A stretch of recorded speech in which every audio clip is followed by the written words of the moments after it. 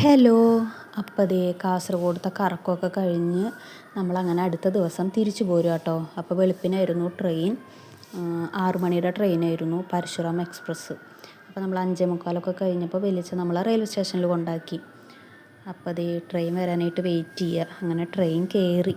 ഒരാൾ ദേ നല്ല ഉറക്കം വന്നിട്ടിരിക്കണ ഇരിപ്പാട്ടോ. നേരത്തെ എണീറ്റതല്ലേ, തലേദിവസം രാത്രിയിലത്തെ ഉറക്കവും ശരിയായിട്ടില്ല. വെളുപ്പിന് നേരത്തെ എണീറ്റ് കുളിയൊക്കെ കഴിഞ്ഞ് ഉറക്കം വരണ കാരണമാണ് നല്ല കുട്ടിയായിട്ട് ഇരിക്കണേ.